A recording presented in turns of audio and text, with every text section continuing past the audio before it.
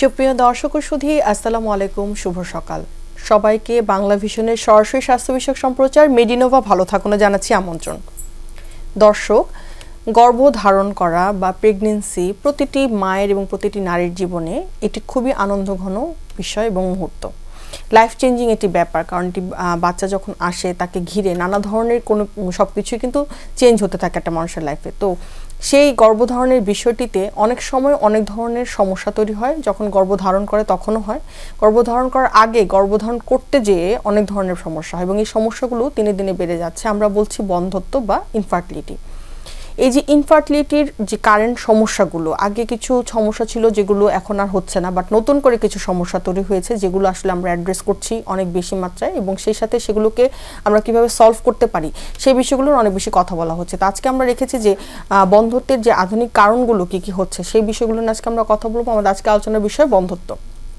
এই বিষয়টি নিয়ে কথা বলবার জন্য আমাদের সাথে আজকে স্টুডিওতে উপস্থিত আছেন অধ্যাপক ডাক্তার বেগম হোসনে আরা, বিভাগীয় প্রধান obstetrics and gynaecology, Dhaka central international medical college এবং হাসপাতাল, এবং সেই সাথে আছেন doctor Nargis Khanam, infertility specialist and laparoscopic surgeon, obstetrics and gynaecology. দর্শক, আমাদের আজকের অনুষ্ঠানটির বিষয়টি আমরা যেহেতু রেখেছি বন্ধ্যত্ব, এবং বন্ধ্যত্ব বিষয়ক যে কোনো সমস্যার জন্য আপনারা সরাসরি ফোন করে আমাদের আজকে বিশেষজ্ঞ ডাক্তারদের সাথে কথা বলতে পারবেন আমাদের স্ক্রলে দেখানো নাম্বারে, এবং সেই সাথে ফেসবুক থেকে সরাসরি দেখতে লগ ইন করুন www.facebook.com/banglavision এই লিঙ্কটিতে। চলুন দর্শক, আজকে আলোচনা শুরু করা যাক। আমি শুরুতেই ম্যাডামদেরকে অনেক ধন্যবাদ জানাচ্ছি আমাদের সাথে আজকে স্টুডিওতে এসে জয়েন করার জন্য। ম্যাডাম, আমরা আজকের বিষয়টি রেখেছি বন্ধ্যত্ব। বিষয়টিতে আসলে দুই ধরনের ব্যাপার কাজ করে। একটা হচ্ছে বন্ধ্যত্ব কেন হচ্ছে, এবং যারা বন্ধ্যত্বকে অতিক্রম করে বাচ্চা নিচ্ছে তাদের আনন্দটা থাকে অনেক বেশি। তো দুইটা জায়গা থেকে আমরা যদি একটু জানি যে বন্ধ্যত্ব অনেক সময় দেখা যায় হাজব্যান্ড ওয়াইফ বিয়ের 5-6 মাস পরেই চলে আসছে যে আমাদের বাচ্চা হচ্ছে না, কেন হচ্ছে না। তো সেগুলো চিন্তা ভাবনা করে যদি আমরা বন্ধ্যত্বকে একটু সংজ্ঞায়িত করতে চাই, আসলে কোন বিষয়টিকে বন্ধ্যত্ব বলা যাবে? সুন্দর কোয়েশ্চেন করেছো মলি। মেইনলি বন্ধ্যত্ব আমরা তখনই বলবো একটা কাপল বিয়ে করলো, তারপরে যদি তারা 1 বছর উইদাউট কোনো কন্ট্রাসেপশন থাকলো, তখন আমরা তাকে বলবো 1 বছর, তখন আমরা তাকে বলবো বন্ধ্যত্ব। তারপরে যদি বেবি না হয়, তাদের প্ল্যান থাকে, যদি বেবি না হয় তখন আমরা বলবো সে বন্ধ্যা। নরমালি দেখা যায় প্রথম বছরেই 80% মানুষের বাচ্চা হয়ে যায়, নেক্সট 2 বছরের মাথায় 10%-এর হয়, আর দেখা যায় 10%-এর হয় না। আচ্ছা, সেটার আবার কারণ কিন্তু শুধু যে ওয়াইফের দোষ তা না, হাজব্যান্ড ওয়াইফ দুজনেরই 50-50% থাকে। এই জায়গাটিতে আমি ম্যাডামের কাছে আবারও আসবো কারণগুলোর সাথে আরেকটু যোগ করার জন্য। আমি একটু নার্গিস ম্যাডামের কাছে যাচ্ছি যে ম্যাডাম আমাদের সাথে বললেন যে 2 বছর বা 1 বছর যদি একদম উইদাউট কন্ট্রাসেপশন থাকে, এবং সেই সাথে 2 বছর পর্যন্ত যদি আমরা দেখি, সেই ক্ষেত্রে ম্যাডাম আমরা কারণগুলোকে আসলে কোনগুলোকে পেয়ে থাকি, মানে আমাদের দেশের প্রেক্ষাপটে এখন কোন কারণগুলো আসলে সবচেয়ে বেশি হচ্ছে আমাদের দেশে? Thank you Moli. আমাদের দেশে আসলে এখন যেটা বেশি হচ্ছে, বন্ধ্যত্ব আসলে দিন দিন বেড়ে যাচ্ছে। এখন বেড়ে যাওয়ার হয়তো কারণ থাকে বিভিন্ন, যেমন এক হচ্ছে আসলেই বেড়ে যাচ্ছে, অথবা আগে হয়তো পরীক্ষা নিরীক্ষা করে না, ডাক্তারের কাছে আসে না, হ্যাঁ জানতোই না যে এটার জন্য ট্রিটমেন্টের জন্য যেতে হবে। তো যে কোনো কারণে হোক এখন আসলে আগের চেয়ে অনেক বন্ধ্যত্ব বেড়ে গেছে। তো এখন আসলে বন্ধ্যত্ব বাড়ছে। এখন আমরা মেয়েরা উচ্চশিক্ষিতর জন্য লেখাপড়া করতেছি, তারপর আমাদের ক্যারিয়ার গড়ার জন্য বলতেছি যে না আরও আমার একটা, যখন আমরা হয়তো অনেকে বলতেছে আমার পড়াশোনাটা শেষ হোক, বিয়ে হতে আমাদের দেরি হচ্ছে, এখন দেরি করতেছে আমাদের মেয়েরা। তারপরে বিয়ে করার পরে বাচ্চা ধারণ করতে দেরি করতেছে, ধারণ করা যায় হয়তো কেউ ভাবতেছে আমি ক্যারিয়ারটা করে নিই, একটু গুছাই নিই। তারপরে হয়তো বা আসলে বন্ধ্যত্ব তো 2 প্রকার, একটা হলো প্রাইমারি, সেকেন্ডারি।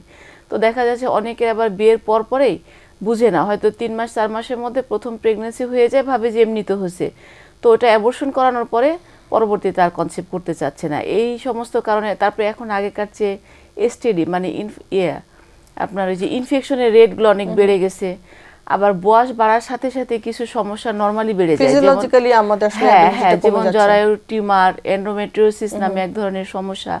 এই সমস্যাগুলো আস্তে আস্তে বেড়ে যাচ্ছে বয়স বাড়ার জন্য, যার জন্য বন্ধ্যত্ব রেটটা আসলে আস্তে আস্তে বেড়ে যাচ্ছে। আমি এখানে ম্যাডামকে একটু বলবো যে ম্যাডাম যদি কোনো কিছু যোগ করতে চান। এখানে বন্ধ্যত্ব মেইনলি এখন দেখা যাচ্ছে মেয়েদের আমাদের যে হ্যাবিট, খাবার দাবারের হ্যাবিট, এনভায়রনমেন্টাল চেঞ্জ, মেয়েরা দেখা যাচ্ছে বেশি বেশি মোটা হয়ে যাচ্ছে। ওটা হয়ে জন্য তার পিসিওডি ডেভেলপ করে, পলিসিস্টিক ওভারিয়ান ডিজিজ। সেটা কিন্তু একটা মোস্ট 50% কেস আজকাল দেখা যাচ্ছে ইনফার্টিলিটিতে পিসিওডি একটা খুব ইম্পর্টেন্ট কারণ। তাছাড়া আমি বলতে চাই যে আজকাল দেখা যাচ্ছে 18-19 বছরের মেয়েকেও তাদের খুব সিভিয়ার পেইন ডিউরিং মিনিস্ট্রেশন, দেখা যাচ্ছে তাদের চকলেট সিস্ট মানে এন্ডোমেট্রিওসিস, তার জন্যও কিন্তু তার দেখা যাচ্ছে বন্ধ্যাত্ব হয়ে যাচ্ছে। আরও আমরা মেনলি খালি মেয়েদের কথা কেন বলবো, আমি ছেলেদের কথাও বলতেছি। ছেলেদের কারণেও দেখা যাচ্ছে যে অনেক বন্ধ্যাত্ব বেড়ে যাচ্ছে। কারণ কি দেখা যাচ্ছে ছেলেদের কি হয়, আমাদের এনভায়রনমেন্টাল চেঞ্জ, অধিক টেম্পারেচার, স্মোকিং করে, অ্যালকোহল, এগুলোর ড্রাগ অ্যাবিউজের দেখা যাচ্ছে ছেলেদেরও এই বন্ধ্যাত্বটা বেড়ে যাচ্ছে। লাইফস্টাইল আসলে একটা খুব গুরুত্বপূর্ণ পয়েন্ট, লাইফস্টাইলটা চেঞ্জ হয়ে যাচ্ছে, যার জন্য ছেলেদেরও। কিন্তু ছেলেদেরকে কিন্তু আমরা একটা সিম্পল টেস্ট মাত্র করেই আমরা ধরে ফেলতে পারি যে তার সে কি ফার্টাইল না নন ফার্টাইল, মানে স্পার্মের কাউন্টটা বা স্পার্মের স্ট্রাকচারটা সিমেন অ্যানালাইসিস করলেই বোঝা যায় যে তাদের এজোস্পার্মিয়া নাকি স্পার্ম একদমই নাই সিমেনে, নাকি কম আছে, নাকি অ্যাবনর্মাল স্পার্ম, নাকি মোটিলিটি কম, এইগুলো আমরা দেখে ছেলেদের জিনিসটাও বুঝে। দেখা যাচ্ছে ছেলেদেরও কিন্তু পুরুষদেরও দেখা যাচ্ছে ইনফার্টিলিটিটা বেড়ে যাচ্ছে এইসব কারণে। আচ্ছা, এখন আমরা এই জায়গাগুলো থেকে আমরা আজকে গুরুত্বপূর্ণ একটা বিষয় নিয়ে কথা বলবো। একটা হচ্ছে যে পলিসিস্টিক ওভারিয়ান সিনড্রোম, এইটা একটা বড় কারণ থাকে। এখন দেখা যায় যে বিয়ের আগে থেকে অনেক মেয়েদের এরকম সমস্যা থাকে, তাদের ক্ষেত্রে আসলে আমরা কি সাজেশন দিতে পারি, বা বিয়ের পরে যদি হয় সেক্ষেত্রে আমরা কিভাবে তাদেরকে প্ল্যান করতে পারি, এটা জানবো। তার আগে একটু জানছি যে সাধারণত যখন ইনফার্টিলিটি সমস্যাগুলো সে কমপ্লেন করলো, আমি ম্যাডামের কাছে জানতে চাচ্ছিলাম, নার্গিস ম্যাডামের কাছে, তখন আমরা কোন ধরনের পরীক্ষাগুলো শুরুতেই একটা কাপলকে আসার পরে 1 বছর চেষ্টা করার পরে যখন বাচ্চা হচ্ছে না, তখন তাদেরকে আমরা ইনিশিয়ালি কি আসলে টেস্টগুলো করি, বা কোন টেস্টগুলো করে আসলে আমরা মোটামুটি বুঝতে পারবো যে সমস্যাগুলো কার আছে? আচ্ছা, আগে আমরা পেশেন্টকে প্রথম আসার পরে হাজবেন্ড ওয়াইফ দুজনকে নিয়ে আমরা কিছু প্রশ্ন করি। প্রশ্ন হচ্ছে যে তার বিয়ে হচ্ছে কতদিন, তারপরে তারা ট্রাই করতেছে কতদিন, তাদের সাইকেলটা রেগুলার কিনা, বা হচ্ছে তার আগের কোনো এমআর অ্যাবর্শন বা কোনো হিস্ট্রি আছে কিনা, এই কিছু প্রশ্ন করা হয়। বা তার হচ্ছে আনইউজুয়াল কোনো এক্সেস, যেটা হেয়ার গ্রোথ আর কি, অতিরিক্ত লোম গজাচ্ছে কিনা, এবং আর তার ফ্যামিলিতে ইনফার্টিলিটি বা বাচ্চা হচ্ছে না এরকম কোনো সমস্যা আছে কিনা, হাজব্যান্ড ওয়াইফ দুজনকে জিজ্ঞাসা করা হয়। তো সেক্ষেত্রে যদি দুজনের মধ্যে যে কেউ একজন বলে যে না, মানে বা আমরা যদি ইন্ডিভিজুয়ালি যদি মনে করি যে না হাজব্যান্ডকে আমরা একা নিয়ে কথা বলার প্রয়োজন, সেক্ষেত্রেও কিছু কথা জিজ্ঞাসা করি। হাজব্যান্ডকে নিয়েও কিছু জিজ্ঞাসা করা হয়, এই যে তাদের কোনো ঘন সাদা স্রাব যাচ্ছে কিনা, চুলকানি হয় কিনা ওয়াইফের, এগুলো। আসলে ইনভেস্টিগেশনটা টোটালি পেশেন্টের হিস্ট্রির উপরে নির্ভর করে, মানে তার ইতিহাসের উপরে নির্ভর করে। তার বয়সটা খুবই ইম্পর্টেন্ট। এখন এই যে আমি একটু আগে বললাম যেটা, যে বয়স, বা ম্যাডাম বললেন যে বয়স বাড়ার সাথে সাথে, তো সাধারণত বয়স বাড়ার সাথে সাথে মাসিক ইরেগুলার হওয়ার চান্স থাকে, এবং বয়স বাড়ার সাথে সাথে যদি সে ইরেগুলারিটি বলে, যেমন 30 বছরে একরকম ফার্টিলিটি রেট, 35 বছর পরে একরকম হয়, 40 বছর পরে একরকম হয়, 43 বছর পরে একরকম হয়। সাধারণত 40 বছর পরে প্রায় 80% ইনফার্টিলিটি, মানে তার ফার্টিলিটিটা কমে যায়, তার বাচ্চা ধারণ ক্ষমতা প্রায় 80% কমে যায়। 25 থেকে 30 বছর হচ্ছে তার ম্যাক্সিমাম, মানে আপনার ফার্টাইলেস, মানে বাচ্চা ধারণ ক্ষমতা সবচেয়ে বেশি। তো আমরা সাধারণত এই ইতিহাসগুলোর উপরে নির্ভর করে তাদেরকে পরীক্ষা নিরীক্ষা দিই। পরীক্ষা নিরীক্ষার মধ্যে আমরা কিছু বেসিক টেস্ট দিই আর কিছু স্পেশাল টেস্ট দিই। এই বিষয়গুলো ম্যাডাম আমরা একটু জানবো, পরীক্ষা নিরীক্ষাগুলো কোনগুলো দিই। একজন দর্শক আছেন আমাদের সাথে, তার ফোনটি নিচ্ছি। জি হ্যালো দর্শক, আপনার নাম বলে প্রশ্নটি করুন। আসসালামু আলাইকুম। ওয়ালাইকুম আসসালাম। আমি মোহাম্মদ নুরুজ্জামান শাহিন, কাপাসিয়া গাজীপুর থেকে। জি আমরা শুনতে পাচ্ছি। দর্শক আজকে সুন্দর একটা বিষয় নিয়ে আলোচনা করার জন্য কর্তৃপক্ষকে ধন্যবাদ। যে এই যে বন্ধ্যাত্ব, কোন কোন কারণে আসলে বন্ধ্যাত্ব হয়, আর কি কি উপায় অবলম্বন করলে বন্ধ্যাত্ব থেকে আমরা রেহাই পাব। ওকে দর্শক, আমরা এই বিষয়গুলো পুরোটা নিয়েই আজকে আলোচনাটা সাজিয়েছি। আপনি আমাদের সাথেই থাকুন টিভির স্ক্রিনে, আশা করি আপনার উত্তরগুলো আপনি পেয়ে যাবেন। জি দর্শক, অনেক ধন্যবাদ আমাদের প্রশ্নটি করার জন্য। ম্যাডামকে আমি বলছিলাম যে ইনভেস্টিগেশনগুলো আসলে মূলত হিস্ট্রি এবং তার বয়স অনেক কিছু উপর ডিপেন্ড করে, বাট আমরা একটা বেসিক কিছু টেস্টগুলো দিয়ে থাকি, সেগুলো আসলে কি দিয়ে থাকি? আচ্ছা, বেসিক টেস্টের মধ্যে যেমন হাজব্যান্ড ওয়াইফ দুজনে আমরা একটা ব্লাড গ্রুপ করাই, তার একটা ডায়াবেটিস প্রিভিয়াস হিস্ট্রির উপরে নির্ভর করে, বা নর্মালি আমরা একটা বেস লাইনে একটা ডায়াবেটিস টেস্ট করাই। স্বাভাবিক একটা গায়ে সিবিসি নামে একটা টেস্ট আছে, এটা করাই। তারপরে ইনফেকশন রিলেটেড, যেমন যদি হেপাটাইটিস সাধারণত থাকলে আমরা প্রেগনেন্সি এবং প্রেগনেন্সি ডেলিভারি রিলেটেড কিছু প্রিকশন নিতে হয়, সেটাকে hepatitis B H base antigen বলা হয়। এটা আর একটা মেন হচ্ছে আমরা আলট্রাসোনোগ্রাফি অ্যান্ড টিভিএস করাই। তো মোটামুটি আসলে বন্ধ্যাত্ব তো কারণ একটা ফার্টিলিটি বা বন্ধ্যাত্বর জন্য 5টা জিনিসের মেন প্রয়োজন। এক হচ্ছে হাজব্যান্ডের বীর্যর রিপোর্টটা কেমন আছে, হাজব্যান্ডের সিঙ্গেল টেস্ট যদি তার বীর্যের রিপোর্টটা ভালো দেখলে সাধারণত আমরা অন্য কোনো টেস্টে যায় না, যদি তার হিস্ট্রিতে অন্য কোনো সমস্যা না থাকে। আর সাধারণত মহিলাদের ক্ষেত্রে 4টা জিনিসের প্রয়োজন। এক হচ্ছে তার জরায়ু ঠিক আছে কিনা, জরায়ুতে কোনো প্যাথোলজি আছে কিনা, জরায়ু জন্মগত কোনো ত্রুটি আছে কিনা, এবং তার জরায়ুর ভিতরে যেমন এন্ডোমেট্রিওসিস, ফাইব্রয়েড বা কোনো সমস্যা আছে কিনা। এই হলো ধারণ ক্ষমতা জরায়ু কেমন। 2 নম্বর হচ্ছে তার ডিম্বাশয়ের কন্ডিশন কেমন, ডিম্বাশয়ে তার ডিম্বাণুর পরিমাণ কেমন। এটা সাধারণত আলট্রাসোনোগ্রাফি করলে আমরা আলট্রাসোনোর সাথে একটা ট্রান্সভাইজানাল সোনোগ্রাফি এটা করে আমরা দেখি যে তার ওভারের ভলিউমটা কেমন আছে, তার ডিম্বাশয়ের কোয়ালিটিগুলো কেমন আছে, পরিমাণ কেমন আছে, মোটামুটি একটা ধারণা পাই। আর একটা হচ্ছে টিউব দেখা হয়, ফ্যালোপিয়ান টিউব বলা হয়, যেটা ডিম্বর নালী। আর হলো সে যে বীর্যটা নির্গত করতেছে তার সঠিক জায়গায় নির্গত হচ্ছে কিনা, মানে সাধারণত আপার ভ্যাজাইনাল ওয়ালে বীর্যটা নির্গত হয়, সেটা আমরা হিস্ট্রির মাধ্যমে তাকে শুনে নিই যে তারা সঠিকভাবে মেলামেশা করতে পারতেছে কিনা। তো সাধারণত আমরা টিভিএসটা এক তো হিস্ট্রিতে আমরা বুঝে যাব সে নির্গত করতে পারতেছে কিনা, আর দ্বিতীয় হচ্ছে হাজবেন্ডের সিমেন অ্যানালাইসিস করে আমরা বুঝতে পারবো যে তার বীর্যে কোনো সমস্যা আছে কিনা। আমাদের সাথে আরেকজন দর্শক আছে, আমরা তার ফোনটি নিচ্ছি। জি হ্যালো দর্শক, আপনার নাম বলে প্রশ্নটি করুন। জি জি জি, আসসালামু আলাইকুম। ওয়ালাইকুম আসসালাম। দর্শক আমরা শুনতে পাচ্ছি, আপনার প্রশ্নটি করুন। আমার প্রশ্নটা হইছে, আমার ছেলের বউ আজকে 10 বছর হয়েছে বিয়ে করাইছি, কিন্তু আমার ছেলের বউয়ের কোনো বাচ্চা হ্যাঁ, আমার ছেলের বউ 10 বছর হয়েছে বিয়ে করাইছি, কিন্তু এখনো কোনো বাচ্চা কাচ্চা হয় না। তো বড় বড় ডাক্তার দেখাইছি, আমি টিএ চৌধুরীও দেখাইছি, উনি বলছে যে একটা টিউবের পেস্টটা শেষ হয়ে গেলে টিউবটা যেরকম চেপে যায় যেরকম, তার ইউরেটাসটা এরকম, এখন বাচ্চা হওয়ার সম্ভাবনা নাই। আমি জানতে চাইতেছি এটার কি কোনো চিকিৎসা নাই, বা দেশের বাইরে গেলেও কি এটার কি কোনো বিধ হবে বাচ্চা নেওয়ার, মানে চিকিৎসাতে বাচ্চা নেওয়ার? জি দর্শক, আমরা বুঝতে পেরেছি সমস্যাটি। আমরা একটু হোসনারা ম্যাডাম কাছে যাচ্ছি। উনি যেটা বলছিলেন যে টিউবের মতো যেরকম চিকন, মানে সেরকম ন্যারো হয়ে গেছে ইউটেরাসের ব্যাপারটা, বিষয়টা আসলে কি হতে পারে বা আমরা কি করতে পারি বিষয়টিতে? আপনার 10 বছর ধরে একদমই বাচ্চা হচ্ছে না, আপনি টিএ চৌধুরী স্যারকেও দেখিয়েছেন, কিন্তু টিএ চৌধুরী স্যার বলছে ইউটেরাস চেপে গেছে নাকি টিউব চেপে গেছে, এটা কিন্তু ঠিকমতো বোঝা যায় না ওনার কথাটা। যদি টিউব যদি চেপে যায় তাহলে কিন্তু এটার চিকিৎসা আছে।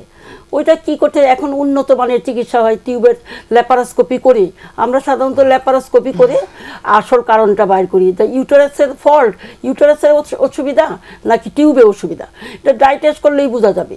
তাছাড়া যে চেপে গেছে, এখন ওভারিও হয়তো চেপে গেছে, ওভারিতে কি হয়েছে, ওভারিটাতে ওভুলেশন হয় কিনা আমরা ল্যাপারোস্কোপির মাধ্যমে বুঝতে পারবো যে ওভারিটা পারফেক্টলি আছে কিনা, টিউব পারফেক্টলি আছে কিনা, ইউটেরাস ঠিক মতো আছে কিনা, এইগুলো আমরা ফুল একদম দেখে, তারপরে ওভারিয়ান রিজার্ভ বলে একটা কথা আছে, এএমএইচ অনেক সময় আমরা দেখি, সেইগুলো দেখে যদি মনে করি তার এইভাবে নর্মাল পদ্ধতিতে বাচ্চা হবে না, যেহেতু 10 বছর হয়ে গেছে, তাহলে কিন্তু উনি টেস্ট টিউব বেবি বা যেটাকে বলে আইভিএফ, আইভিএফ করা যায় কিনা সেইটা কিন্তু করা যেতে পারে। সেটা আপনারা আমাদের বাংলাদেশেও হয়, সেটা দেশের বাইরেও হয়, আমাদের বাংলাদেশেও এটা হয়। এখন আমার মনে হয় আপনাদের লাস্ট চিকিৎসা হয়তো আইভিএফ স্পেশালিস্টের কাছে গিয়ে আপনারা এটার একটা সমাধান পেতে পারেন। দর্শক অনেক ধন্যবাদ আমাদের প্রশ্নটি করার জন্য। আমি ম্যাডামের কাছে একটু আসছি। একটা কথা বারবার বলছিলাম যে পলিসিস্টিক ওভারি, আমাদের প্রাইমারি প্রোগ্রামে এই বিষয়টি নিয়ে আমরা আসলে কথা বলি।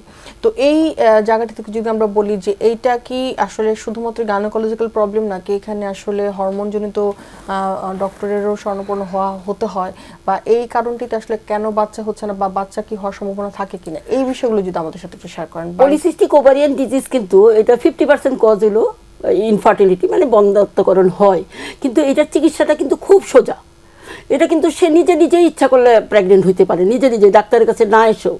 যেমন তার লাইফস্টাইল মডিফিকেশনটা যদি করে, যদি সে ওবেস থাকে তাহলে তার ডায়েট, এক্সারসাইজ, অথবা আমরা কিছু ডায়েট এক্সারসাইজের সাথে কিছু ড্রাগ দিই যাতে সে তার ওজনটা কমিয়ে নেয়। যদি ওজনটা কমিয়ে আনে তাহলে দেখা যাচ্ছে তার শরীরের গঠন এবং তার যে হরমোনাল যে ইমব্যালেন্স হয়, এখানে দেখা যাচ্ছে অ্যান্ড্রোজেন লেভেলটা বেড়ে যায়, ছেলেদের যে হরমোন জাতীয় যে সেটা বেড়ে যায়। যদি তার ডায়েট করে তার ফিগারটা ঠিক করে ফেলে তাহলে অ্যান্ড্রোজেন লেভেলটা কমে যায়। অ্যান্ড্রোজেন লেভেল যদি কমে যায় তাহলে দেখা যায় তার নর্মাল। এখানে পলিসিস্টিক ওভারিতে কি হয়, মেইনলি ওভুলেশন হয় না, তার ইউটারাস পারফেক্ট আছে, তার টিউব পারফেক্ট আছে, তার সব কিছু পারফেক্ট আছে। এখানে মেইনলি হরমোনাল ইমব্যালেন্স, হরমোনাল ইমব্যালেন্সের জন্যই তার ওভারিতে ওভামটা যেটাতে মেইনলি বাচ্চা হয় সেই ওভামটা পরিপক্ক হয় না, সেইটার জন্যই মেইনলি হয় না। সো যদি অ্যান্ড্রোজেন লেভেল সে লাইফস্টাইল মডিফিকেশন করে অ্যান্ড্রোজেন লেভেলটা কমিয়ে আনে তখন দেখা যাবে ন্যাচারাল তার ওভুলেশন হচ্ছে এবং ন্যাচারালি সে প্রেগনেন্ট হচ্ছে। তাছাড়া সে যদি প্রেগনেন্সি নাই হয় সে অবশ্যই একজন ফার্টিলিটি স্পেশালিস্টের কাছে যাবে, গিয়ে তাকে কি ট্রিটমেন্ট নিতে হবে। মেইনলি আমরা প্রথমে ওভুলেশন ইন্ডাকশান দেই এবং সেন্সিটাইজার মেটফরমিন দেই। এইগুলো যদি থাইরয়েড প্রবলেম থাকে এটার সাথে অনেক সময় এটার সাথে হাইপারপ্রোলাকটিনিমিয়া থাকে, ওইগুলোর চিকিৎসা আমরা সাইমালটেনিয়াসলি করি। এখানে আমি আবার একটু নার্গিস ম্যাডামের কাছে আসবো।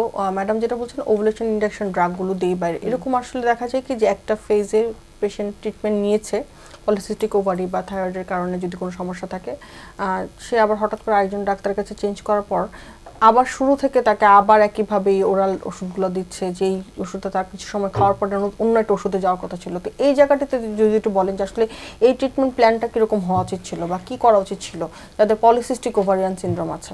আচ্ছা, এটা হচ্ছে আগে তাকে আমরা জিজ্ঞাসা করা হয় যে আসলে সে কোন লেভেল, তার যে আগে প্রিভিয়াস হিস্ট্রি বা প্রিভিয়াস কাগজগুলো চেক করা হয় যে আসলে তার আগে ওভুলেশন ইন্ডাকশন নিয়ে সে হচ্ছে তার যে ডিম্বাণু আসবে সেই ডিম্বাণুর কোয়ালিটিটা কেমন ছিল। যদি দেখা যায় সে ফ্রিকোয়েন্টলি ওভুলেশন ইন্ডাকশন নিয়েছে এবং প্রতিবারই তার ভালো ডিম্বাশয় এসেছে, সেক্ষেত্রে আমরা ধরেই নিই যে তার তাহলে ওরাল ওভুলেশন ইন্ডাকশন ড্রাগ দিয়ে তার ওভুলেশন হয়েছে কিন্তু কনসেপ্ট করে নাই, এই এক। সেক্ষেত্রে তার প্ল্যান হবে একরকম। আর এক হচ্ছে যে কিন্তু সেক্ষেত্রে অবশ্যই তাকে জিজ্ঞাসা করতে হবে তারা টাইমলি হাজব্যান্ড ওয়াইফ মেলামেশা করেছে কিনা। অনেক সময় দেখা যায় ওষুধ খাচ্ছে ঠিকই কিন্তু দুজন ইনস্ট্রাকশন দেওয়ার পরে দুজন দুই জায়গাতে থাকার জন্য তারা ওইটা মেনটেন করতে পারে না। এটা অবশ্যই তাকে একটা আমরা হিস্ট্রির মাধ্যমে শুনে নিই, এই এক। যদি ওভুলেশন হয় তা তো ভালো, আমরা হয়তো একটা বা দুটো সাইকেল দিয়ে দেখতে পারি। আর দ্বিতীয় হচ্ছে যদি অনেক ওষুধ খেয়েছে কিন্তু তার ওভুলেশন হচ্ছে না, সেই ক্ষেত্রে আমরা হচ্ছে সার্জিক্যাল প্রসিডিউরে যাই। সার্জিক্যাল প্রসিডিউর মানে ল্যাপারোস্কোপি করে আমরা ওভারিয়ান ড্রিলিং করে দিই। যদি তার ওভারির ভলিউমটা অনেক, পলিসিস্টিক ওভারি মানে তো ওভারি বড়ই থাকবে, সেই ক্ষেত্রে তখন হচ্ছে ওভুলেশন হওয়ার আসলে দুটো প্রসেস, একটা হলো মেডিকেল ট্রিটমেন্ট আর একটা সার্জিক্যাল ট্রিটমেন্ট। মেডিকেল ট্রিটমেন্ট মানে যেটা আমরা ট্যাবলেটের মাধ্যমে ট্রাই করি, যদি ট্যাবলেটে না আসে তাহলে আমরা ইনজেকশনে ট্রাই করি, যদি ইনজেকশনেও না আসে তখন, এবং তার সাথে তো আমরা লাইফস্টাইল মডিফিকেশন, খাবার দাবার মডিফিকেশন, এক্সারসাইজ এগুলো তো বলি। যদি দেখা যায় যে না তার ট্যাবলেটেও আসলো না, ইনজেকশনেও আসতেছে না, তিনটা সাইকেল ফেলোর হচ্ছে, তখন আমরা ড্রাগ ফেলোর বলি। যে ওভুলেশন ইন্ডাকশন ড্রাগ দিচ্ছে কিন্তু তার ওভুলেশন হচ্ছে না, তখন আমরা সার্জিক্যাল প্রসিডিউরে যাই। সার্জিক্যাল প্রসিডিউর মানে হচ্ছে ল্যাপারোস্কোপি করে ড্রিলিং বলা হয়। এটাকে আগে ওএস ডিসেকশন বলা হতো, যে অভরের একটা অংশ কেটে ফেলা হতো, কিন্তু এখন আর কেটে ফেলা হয় না, এখন ল্যাপারোস্কোপি করে এক সিটিংয়ে তার আসলে তার সমস্যাটা কোথায় তা, এবং আমরা আরও কয়েকটা জিনিস দেখতে পারি। তার একটা আমরা যে টিউবের একটা ডাই টেস্ট বলা হয়, তার টিউবটা ক্লিয়ার আছে কিনা, তারপরে জরায়ুর আউটলাইনে কোনো সমস্যা আছে কিনা, ওভারিতে ডিম্বাশয়ের কোয়ালিটি কোয়ান্টিটি কেমন আছে বোঝা যায়, এবং আদার্স অ্যাডিশন আছে কিনা, এবং সেই সাথে ড্রিলিং বলা হয় মানে 4-5টা বা ওভারির ভলিউম এবং তার এমএস নামে একটা টেস্ট করা হয় আগে। এমএস এর যে একটা মানে মাত্রা, এটা সাধারণত নর্মালি 2.54 বা 5 পর্যন্ত নর্মাল, কিন্তু যদি এমএস অনেক বেশি থাকে বা ওভারি যদি অনেক বড় থাকে তাহলে ড্রিলিং মানে ফুটা করে দেওয়া হয়। এরা ইলেকট্রিক মেশিনে ফুটা করে দিয়ে তার পলিসিস্টিক ওভারিতে অ্যাকচুয়ালি তো পুরুষালী হরমোন যেটা অ্যান্ড্রোজেনটা বেশি থাকে, তো যখন এটা মাল্টিপুল ফুটা করে দেওয়া হয় তখন ওর অ্যান্ড্রোজেন লেভেলটা কমে যায়। তো এই সমস্ত রোগীগুলো সাধারণত যদিও ল্যাপারোস্কোপি করে ওভারিয়ান ড্রিলিং করলে ম্যাক্সিমামই 3 থেকে 6 মাস পরে কনসিভ করে যায় যদি তার আদার্স রিপোর্ট সব ভালো থাকে। এখানে ম্যাডাম আমি একটা গুরুত্বপূর্ণ কথা বলতে চাচ্ছিলাম যে পলিসিস্টিক ওভারিয়ান সিনড্রোমের এই যে ট্রিটমেন্টের প্ল্যানটা সেটা কি আসলে সবার জন্য একই রকম কিনা বা বয়স ভেদে আমরা ডিফারেন্ট ডিসিশন নেই কিনা, যে কারণ অনেক সময় দেখা যায় বয়স যেহেতু আমাদের দেশে প্রেক্ষাপটে বা অন্যান্য এখন সবখানে আসলে মেয়েরা আসলে ক্যারিয়ার বা তাদের পড়াশোনা শেষ করে নির্দিষ্ট একটা জায়গায় অবস্থান করার পরে হয়তো বা ফ্যামিলি প্ল্যানিংটা করে, সেই জায়গা থেকে যদি একটু বলি যে আসলে পুরো প্ল্যানটা কি তখন আমরা এভাবেই সাজাই কিনা? নর্মালি কি করি, যদি বয়স কম থাকে, পুলিশের একটা মেয়ের বিয়ে হলো 20 বছর বয়সে অথবা 22-25 বছর বয়সে, ওকে কিন্তু আমরা টাইম দিতে পারি, ওকে আমরা টাইম দিতে পারি, 2-3 বছর আমরা টাইম দিতে পারি।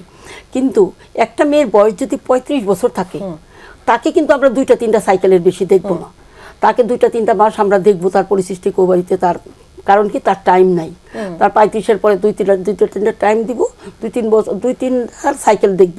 যদি দেখা যায় না সে প্রেগনেন্ট হচ্ছে না, যেমন ওভুলেশন ইন্ডাকশান, মেটফরমিন অথবা থাইরয়েডের অসুবিধা থাকলে থাইরয়েড এগুলো দিয়ে দেখলাম যে না হইল না, তখন কিন্তু 35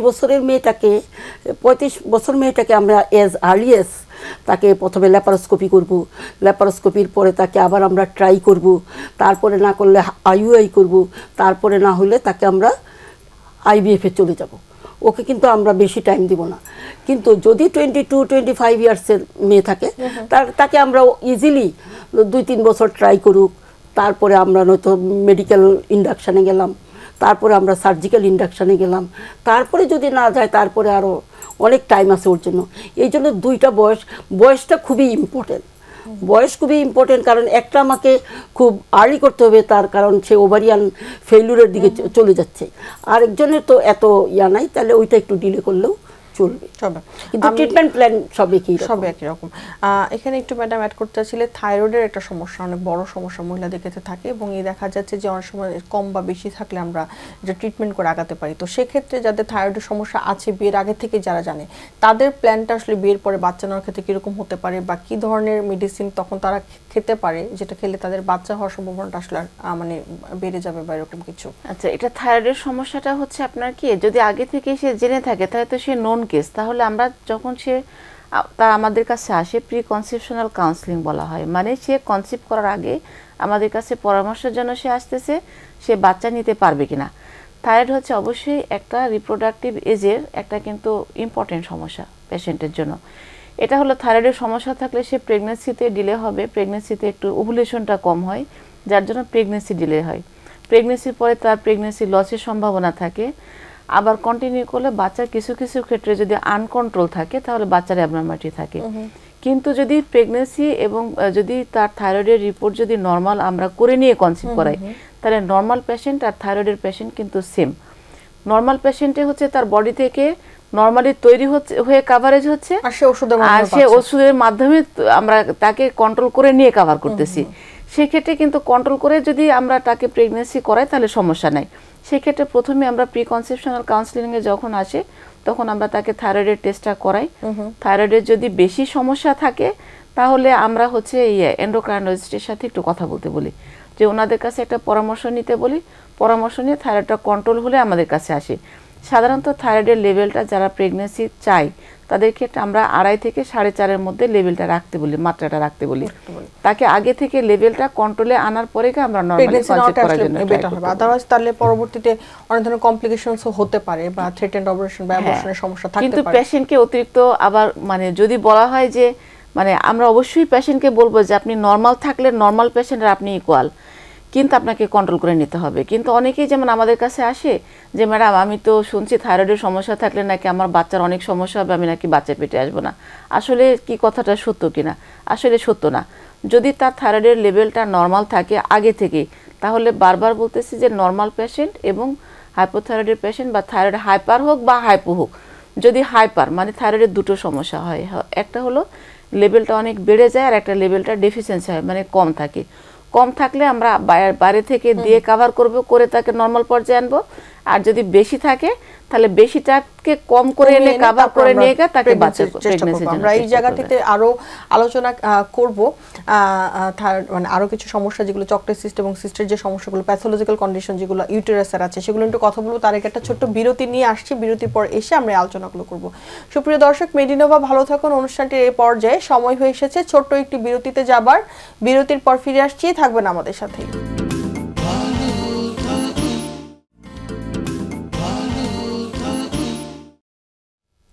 সুপ্রিয় দর্শক, বিরতি শেষে আবারও ফিরে এলাম মেডিনোভা ভালো থাকুন অনুষ্ঠানটিতে। আজকে আমরা কথা বলছিলাম ইনফার্টিলিটির বিষয়গুলো নিয়ে, পলিসিস্টিক ওভারি এবং সেই সাথে থাইরয়েডের সমস্যার কারণে ইনফার্টিলিটির প্রবলেমগুলোতে আমরা কি করতে পারি সেগুলো নিয়ে আলোচনা করলাম। আমরা ঠিক এই জায়গাটিতে এসে এখন আলোচনা করতে চাচ্ছি জরায়ু বা ইউটেরাসের ক্ষেত্রে যদি কোনো ধরনের কোনো প্যাথোলজিক্যাল কন্ডিশন থাকে, ফাইব্রয়েড বা এন্ডোমেট্রিওসিস, সেক্ষেত্রে কি করা যেতে পারে। আমরা তাহলে একটু ফাইব্রয়েডটা নিয়ে কথা বলি। অনেকের একটা কমন প্রশ্ন থাকে যে ফাইব্রয়েড আছে একটা নির্দিষ্ট আকার আকৃতিতে, সার্জন বলছেন যে তেমন কোনো বড় না, অপারেশন না করলে হবে, বাট সময়ের সাথে এটা একটু বেড়ে গেল এবং সেই সময় তার প্রেগনেন্সি নেওয়ারও একটা চান্সেস থাকে। তো প্রশ্নটা থাকে যে আমি প্রেগনেন্ট হয়ে গেলে হয়তো বা তখনই একসাথে অপারেশন করে ফাইব্রয়েডটাকে সরিয়ে দেওয়া যাবে, বা এটা আগে ফাইব্রয়েড অপারেশন করে ফেললে প্রেগনেন্সি হবে কিনা, এই বিষয়টা একটু আমাদের সুন্দর একটা কোয়েশ্চেন করেছো।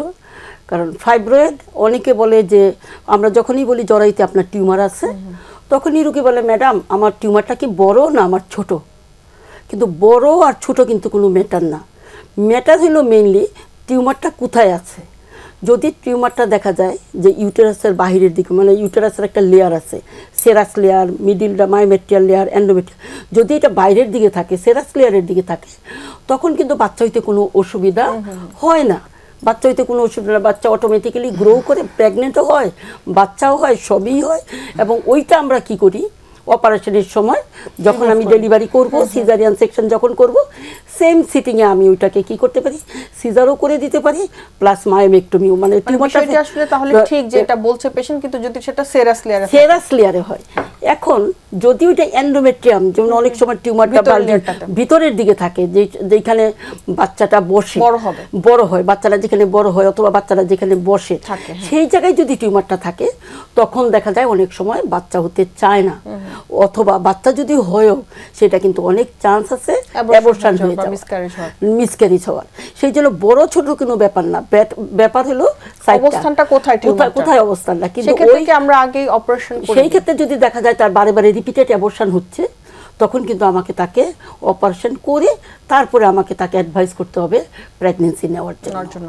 এই জায়গাটাতে একটু আসি ম্যাডামের কাছে, নার্গিস ম্যাডামের কাছে প্রশ্নটা হচ্ছে যে ফাইব্রয়েড যেটা নিয়ে ম্যাডাম কথা বললেন, সেটার সাথে কি এন্ডোমেট্রিওসিস আসলে দুইটা সাইন সিমটমসগুলো একই, পিরিয়ডের সময় ব্যথা হয় বা ব্লিডিং হয় অ্যাবনর্মাল, সেই জায়গাটাতে যদি একটু বলেন যে এন্ডোমেট্রিওসিসটা কি ফাইব্রয়েডের মতো কিনা, বা যাদের দুইটাই থাকে কিনা, থাকলে আমরা কি করতে পারি? একসাথে দুটো থাকে, অনেক সময় থাকে, তবে ফাইব্রয়েডের চেয়ে আপনার অ্যাডিনোমায়োসিসটা বেশি থাকে এন্ডোমেট্রিওসিসের সাথে। এন্ডোমেট্রিওসিস হচ্ছে ওভারির সমস্যা, মানে ডিম্বাশয়ের সমস্যা, আর ফাইব্রয়েড বা অ্যাডিনোমায়োসিস হচ্ছে জরায়ুর সমস্যা। কিন্তু দুটোর প্যাথোলজি অলমোস্ট সেম এবং প্রায় ম্যাক্সিমাম ক্ষেত্রে দুটো একসাথে থাকতে পারে। তো এন্ডোমেট্রিওসিস যদি শুধু একা থাকে তাহলে একরকম ট্রিটমেন্ট, আর যদি এর সাথে ফাইব্রয়েড সহ থাকে তাহলে একরকম ট্রিটমেন্ট। এখন এন্ডোমেট্রিওসিস হচ্ছে যে কোন স্টেজে আছে, যদি সিভিয়ার কন্ডিশনে থাকে, এটা সাধারণত টিভিএস করলে, যারা যে ইনফার্টিলিটি স্পেশালিস্টে যারা, তারা টিভিএস করলে এটা বোঝা যায় যে আসলে এন্ডোমেট্রিওসিসের স্টেজ কত।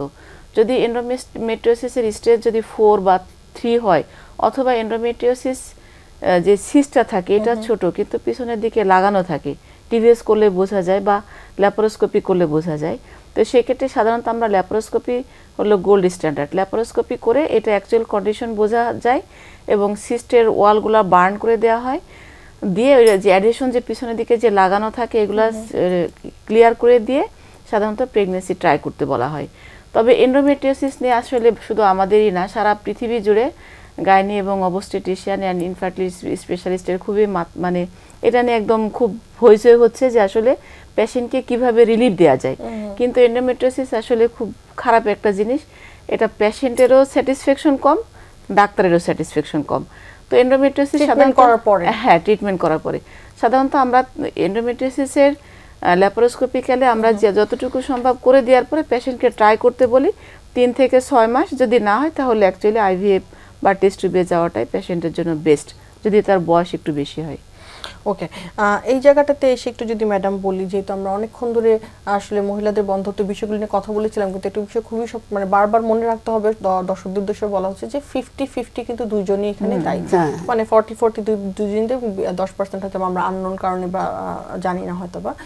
তো এই বিষয়টিতে যদি আমরা একটু আসি, যে ছেলেদের ক্ষেত্রে 3টা প্রবলেম মেইনলি থাকে। একটা হচ্ছে যে স্পার্মের কাউন্ট কম থাকে, একটা হচ্ছে স্পার্মের স্ট্রাকচারটা ভালো থাকে না, একটা হচ্ছে তার মোটিলিটিটা বা তার সাথে যে যাওয়ার কথা যে এই অ্যাবিলিটিটা কম থাকে। সেক্ষেত্রে আমরা কোন বিষয়গুলো বেশি পেয়ে থাকি এবং আমরা ট্রিটমেন্ট কিভাবে করে থাকি? আচ্ছা, এখন যদি একদমই যদি অ্যাজোস্পার্মিয়া থাকে, অ্যাজোস্পার্মিয়া মানে একদম শুক্রাণু নাই, তখন সেটা আমরা অনেক সময় অ্যান্ড্রোলজিস্ট অথবা আমরা ইউরোলজিস্টের কাছে পাঠাই, যেটা যে নালীটা ব্লকের কারণে হচ্ছে নাকি নালী ব্লক ছাড়ার জন্য এমনি হচ্ছে। যদি নালী ব্লকের কারণে হয়ে থাকে, অনেক সময় টেস্টিস থেকে ডাইরেক্ট স্পার্ম কালেকশন করে টেস্ট বেবি করা যায়, অথবা নালীটাকে অনেক সময় ছুটাইয়া দিয়েও হইতে পারে। আর একদমই যদি অন্য কারণে হয়ে থাকে, যেমন টেস্টিকুলার অ্যাপ্লাসিয়া অথবা মামস, এইগুলোর জন্য যদি হয়ে থাকে একদমই স্পার্ম নাই, সেটা হলো অন্য চিকিৎসা। অনেক সময় ডোনার স্পার্ম ইউজ করে থাকে। আর অলিগোস্পার্মিয়া, যেটা কি কম স্পার্ম আছে অথবা অ্যাবনর্মাল স্পার্ম আছে অথবা মরফোলজি ডিফেক্টেড আছে, সেইগুলো ক্ষেত্রে অনেক সময় ইক্সি করা হয়। ইক্সি মানে সবচেয়ে ভালো স্পার্মটা কালেক্ট করে সেইটা দিয়ে টেস্ট বেবি করা হয়। ছেলেদের ক্ষেত্রে কিন্তু মেইনলি এই চিকিৎসাগুলাই আছে, কিন্তু ছেলেদের চিকিৎসাটা অনেক সময় আমরা অ্যান্ড্রোলজিস্ট বা ইউরোলজিস্টের কাছেও পাঠাইতে হয়। এবং যাদের মোটিলিটিটা কম থাকে, মানে যাদের মোটিলিটি মুভমেন্টটা কম থাকে, তাদের ক্ষেত্রে আমরা অনেক সময় দেখা যায় আইইউআই করে দিই, আইইউআই করতে পারি অথবা টেস্ট টিউব করতে পারি। এখানে একটি জানার বিষয় আছে, অনেকেই যেহেতু জিজ্ঞেস করেন অনেক সময় যে এই ধরনের ওষুধগুলো থেকে ভিটামিনের কোনো ভূমিকা আছে? অনেক সময় আমরা এটার সাথে অনেক সময় অ্যান্টিঅক্সিডেন্ট দেই, ভিটামিন ই দেই, অনেক কিছুই দেওয়া হয়। তারপর দেখা যায় অনেক সময় দেখা যায় এইগুলা antioxidant, vitamin E, vitamin C, অথবা সে যদি স্মোকিং করে অ্যালকোহল থাকে, সেইগুলোকে আমরা অ্যাভয়েড করতে পারি, দেখা যায় অনেকটা ইমপ্রুভ করে। আমরা একটা সিমেন অ্যানালাইসিস করার পরে 2-1 মাস পরে আবার আরেকটা সিমেন এই কিছু ট্রিটমেন্ট দিয়ে আরেকটা সিমেন অ্যানালাইসিস করে দেখি তার সিমেন্টটা ইমপ্রুভ করছে কিনা।